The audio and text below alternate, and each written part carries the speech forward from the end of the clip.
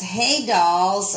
He's saying, what chapter in the book is your favorite and why? But, the question doesn't have to be the chapter, but maybe there's a certain story that you like that's your favorite. Well, for me, the whole book in itself, I love, there's so much of it, and there is so much, juice and gossip in the book, and some is real and some isn't. For me, I love when I was reading it, even to try to figure out if it was Courtney or Kim's story. When I was reading it, I was like, oh my God, because we change names and make it so you can't really tell. Because that's the fun of the book. It's a fictional book, but maybe some true stories, we put a spin on it. And I love that when I was reading it, I got to be like, ooh, that is a Kim story, or that's a Court story. So for me, that was the fun in reading the book. And I remember when we were originally working on it, we didn't have names that began with K's. We had names that began with J's, and then we all really liked that. And then everyone decided, no, let's go with the K names. And we were, the email chains of trying to decide the perfect K names, which ones we liked and which ones we didn't like. It's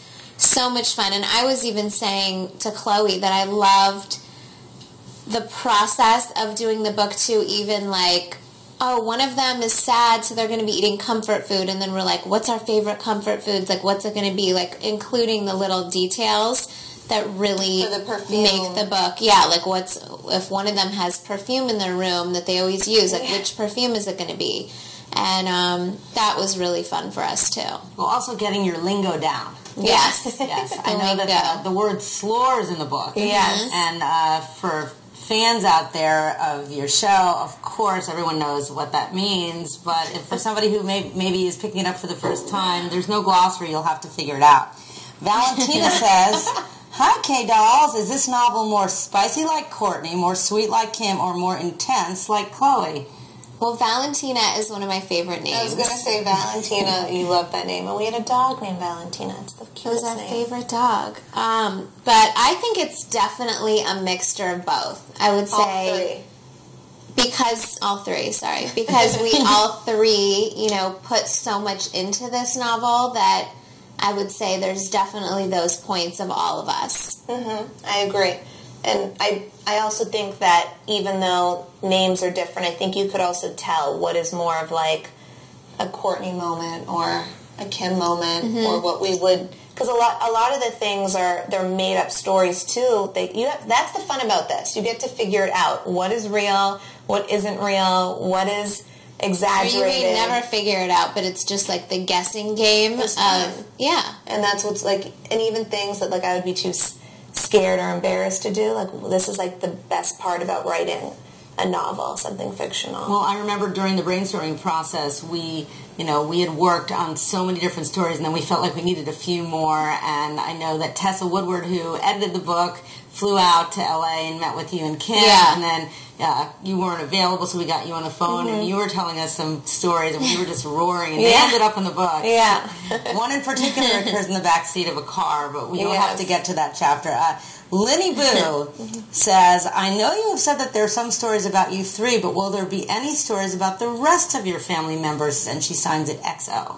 There definitely are stories that come from all different places of our lives, maybe even old friends of ours, or current friends, or enemies, or family members. We took stories and inspiration from so many different people in our lives and so many different situations or things that happened to us, or totally made things up. So I think that's going to be the guessing game. So I just want to talk a little bit about book signings that are happening today. If anybody is out there and they are in the New York area, or they'll be in the LA area, there are going to be 3 signings in the New York area today. There's one at Barnes & Noble on 5th Avenue, and then we have a private signing that's happening in a penthouse on 5th Avenue, and then we have a signing at Bookends in New Jersey, and then there's a signing in LA. Thursday. Yeah, so that's all very exciting. Are any of the characters, Maria Acuna wants to know, inspired by your father, or in what way was he of any inspiration?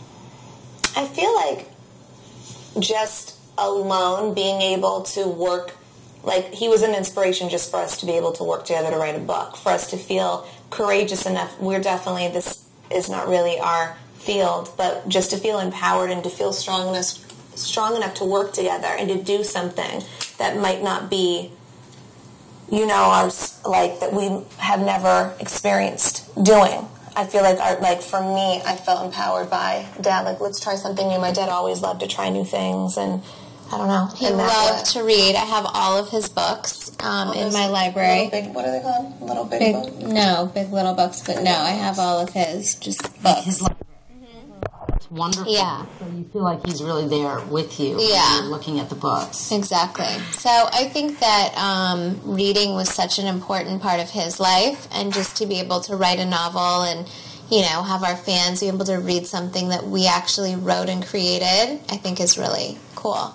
It's funny, we were attending yesterday the Regis and Kelly show because we also worked on Regis's book, and Regis had gone on NPR, and he was talking about how they accused his book of being, or his show of being a guilty pleasure, and Kelly said, "Oh, I love being a guilty pleasure. It's so exciting." And really, this book is what you would call a guilty pleasure read. I mean, the storyline is three sisters who have lost their father, and their mother remarries, and after a short time it turns out that they don't have any money, and so she has to open a restaurant, and everybody has to sort of join forces and work together. And, you know, in some ways there are some parallels to your lives. Yes, which I think makes it so fun. I was going to say, and I think that's what makes it fun, and also it kind of turns the wheels in the reader's brains. Because of that, it is the close parallel.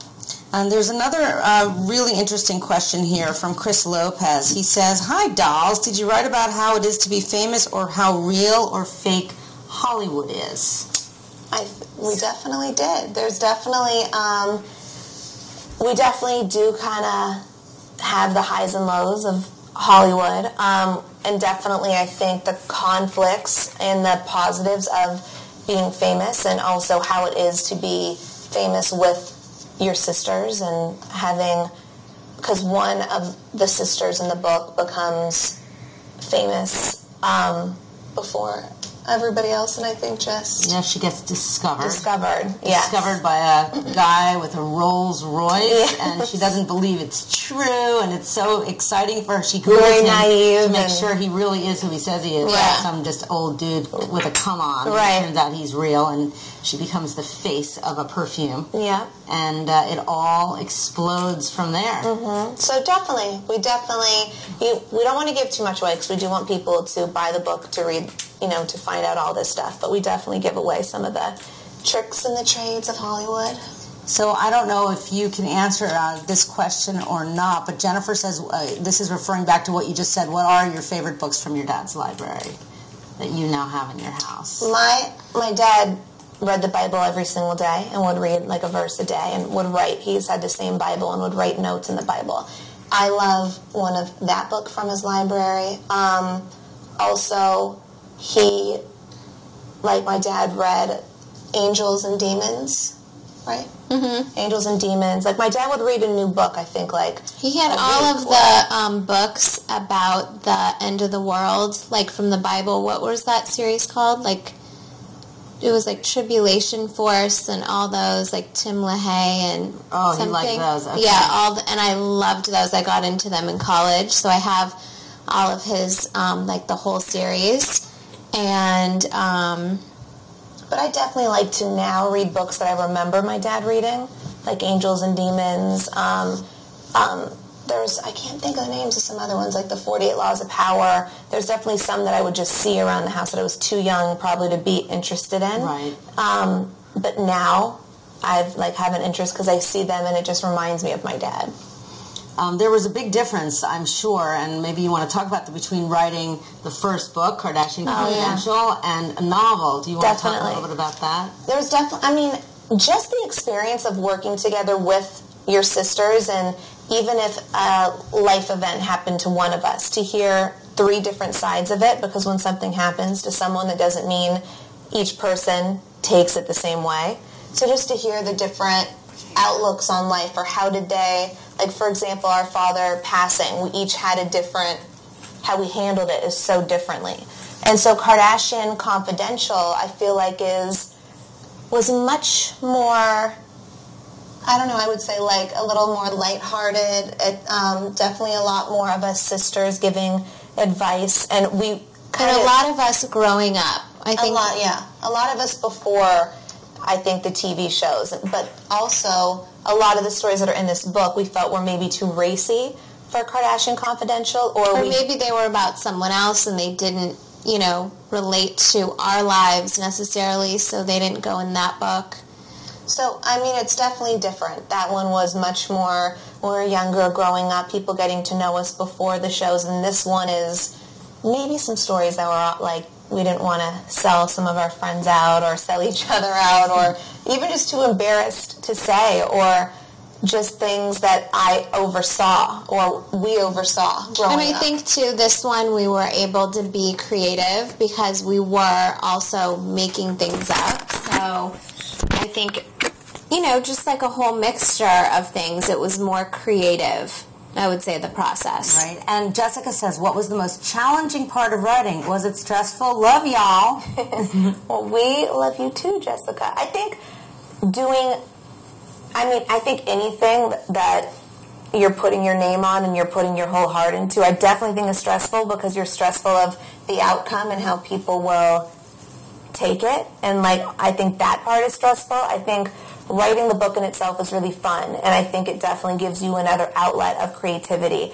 The book edits are not stressful. It's just we are so meticulous, and we, for example, the perfume, we want to make sure it's a perfume that we don't just want, any perfume named in the book. We don't just want any comfort food named in the book. We're so crazy about the names, little things that might not matter to someone else, but we make it harder on ourselves. But, even our dogs' names in the book and stuff like that. So someone might be like, oh, who cares? Let's just move on. But we like to have control over. Perfectionists. Well, that also, I experienced that in a good way when we were coming up with the cover because our art director, Jimmy Acavelle, had designed this really beautiful one in pink, and you wanted YSL pink. No, she did. You wanted YSL pink, so I wanted leopard. We're Googling, just for for that, and then we switched to leopard. But so we're online, trying to find what YSL pink. So we found it, and then eventually we did come up with this, and I wanted to just show everybody because we decided to do something really fun for your fans as well,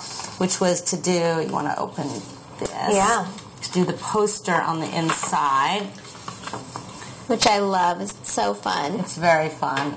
And that's just a little extra added attraction that people who are picking up the book will be able to get. Fun little bonus. And I love that the cover, we're so crazy. I love that the cover is leopard, but it looks like fur. I think it looks like a really great coffee table book, which you couldn't leave out. And it does feel a little bit furry. It feels like a suede. So Stacy Stewart wants to know, as busy as each of your careers are, how did you find and make time to coordinate and write a novel? All of you are so inspiring. Thank you. Thank you. We are girls that we utilize every hour in our day. So while we're sitting in hair and makeup for whatever we're doing, we have our writers' meetings typically then. So, it kind of maybe is awkward for you guys. I'm sure you guys aren't used to having writers' meetings while other people are getting glammed, but we have to use, okay, good. We have to use any hour that we have, so that's what we choose to do. Natalie Starr is asking, how did you choose the name for the book? And that was fun, wasn't it? That was fun. We actually did a contest on our blogs and on Twitter, and we asked everyone for ideas.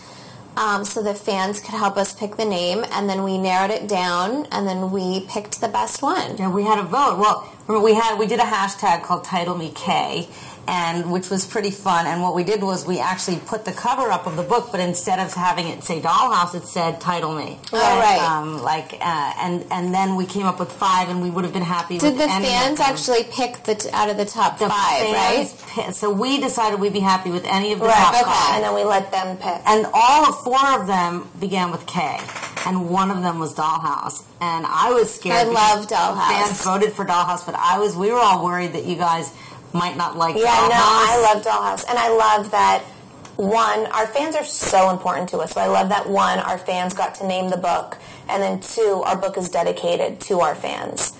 Because, they've had, without them, where would we be? No, absolutely. And I think that it's important for people to know that, and everyone is asking this question, will there be a sequel to Dollhouse? And that's the one thing that with a novel, certainly the story ends, it dangles at the end. I was going to say, there's definitely room to grow for our characters. I love that it leaves you kind of on edge. And the characters are young, too, so I love that, they have so much growing up to do that, the readers can really follow their stories. And it is up to the fans, I think, as well. Like, obviously, we pray that they love Dollhouse and that they want more. So as long as our fans want more and they are buying the book and we, of course, we'll keep writing. It's fun.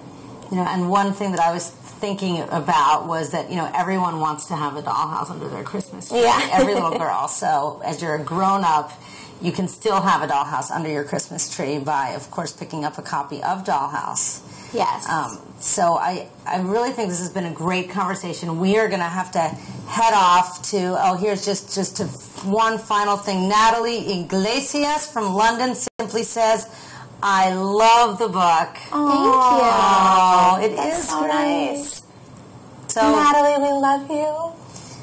Or I do. Courtney says I love something. you, Natalie. All right, well, from all of us here at HarperCollins and from everyone in the Kardashian family, we look forward to you picking up a copy of Dollhouse. It's available on all the online retailers. You can actually, if you went to your Nook or your iPad or your Kindle, you could immediately order an online edition, or if you want to actually feel that soft suede and get the poster inside, you'll have to go to a bookstore and pick one up there. But they're on sale now, and thank you all for attending. And we're so grateful, and thank you to everyone. We see all your Twitter comments, and we really appreciate the feedback. Thank you, guys. Thanks.